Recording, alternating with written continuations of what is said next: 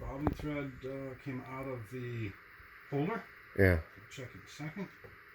But it made the top thread get shredded on the needle. Uh-huh. And then it broke, and there's a sensor up on top here that says, hey man, the thread broke. So you rethread it into the needle and check the bobbin. Make sure everything's How the cool heck there. did you just stick that through the needle without glasses or anything? I can do it blind. You just feel it. Pretty much. Bang, there it goes. Then I back up the machine. I can back it up one stitch at a time. Right. Or I can go back to the last color. I can go back 10 stitches. I can go back 20 stitches or 100 stitches. I go back 100. Then start over. Pick up where I left off.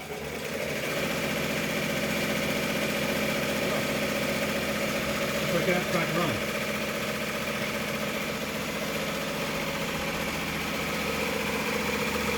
Okay, now it's going to do the letters.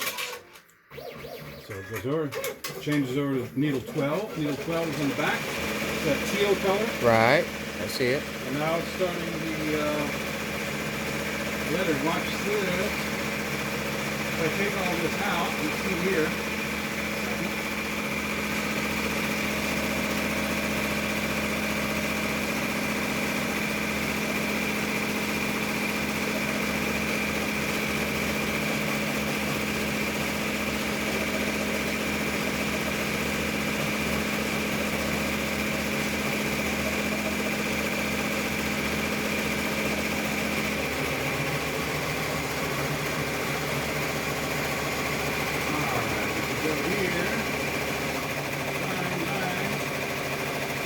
Oh, this, yeah. So you see what it's doing right now? Yeah, it's filling it in, or Okay, one side. watch the shading down. Yeah. We'll go real slow.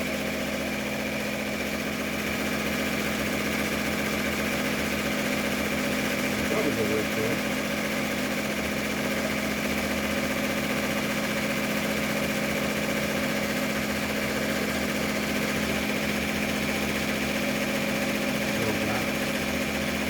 What about the play button? Did you already hit it? Ah, here we go. Huh? Oh, it just shows you exactly what it's going to do. Or where it's at. Not where it's at, but... Oh, it's catching up to where it's at. This is how it stitches. Right, this right. This is the order in which I programmed it into stitch. So let me start over.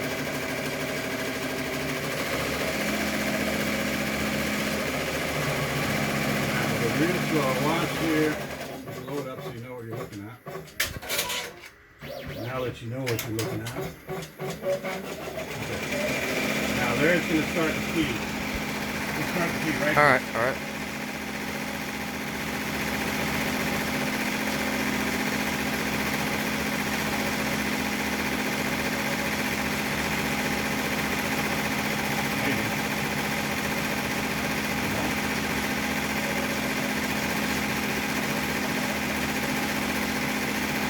There it goes. It does the underlay first, then it does the satin stitches on top, and it goes in that order. When it does those big sections of underlay first, is to stabilize the fabric. It has two functions.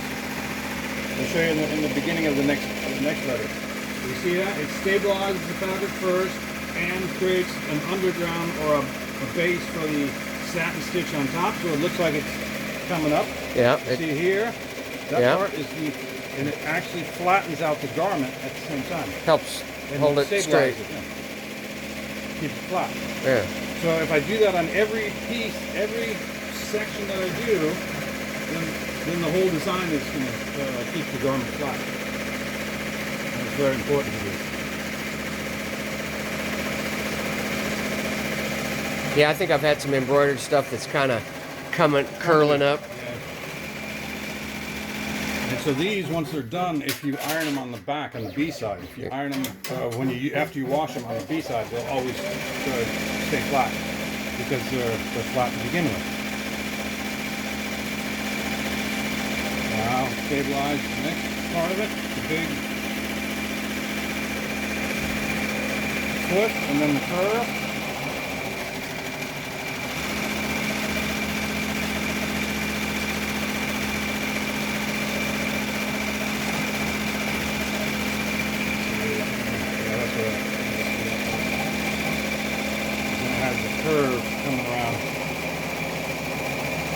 if I just stitch these satin stitches like it's doing now, without that underlay, it would pull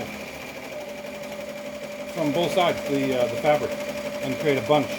Right. But now, with that underlay there, it's just laying on top of it. So here again, big wide underlay, flatten out, for a big wide satin stitch to lay on top of it.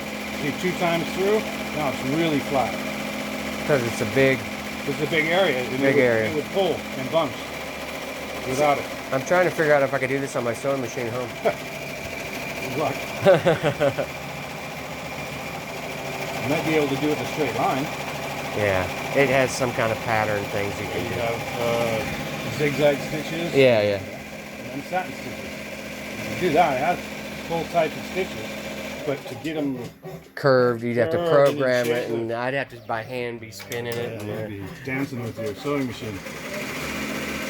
You're in a tango with your sewing machine and not getting anywhere.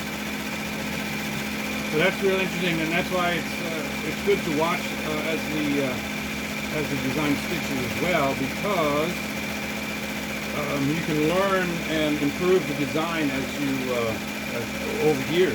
If I make this 100 times, I can make some improvements. Right now, I don't have any improvements to make because it runs perfect.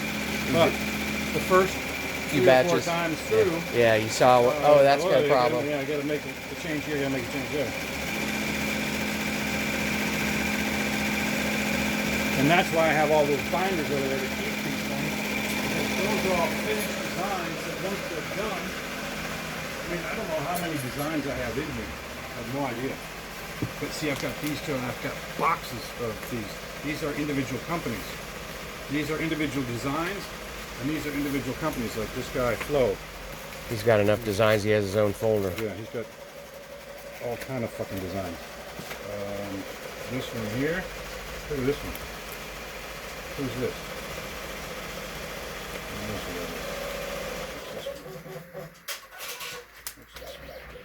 This Look at this guy's designs. Mine Franken. Somebody. This guy's a hat maker. Oh. Hats, mostly hats. For different companies. Yeah, see, like that. This was so fucking cool. I don't have the original stitch out of that one in here. It's probably somewhere else, but that was really cool. That's cool. Hardcore food. Yeah. True martial art.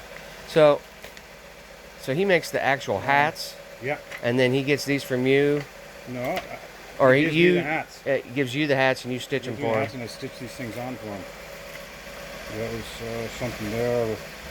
We did like a patch on directly onto the hat, and then some names on the sides.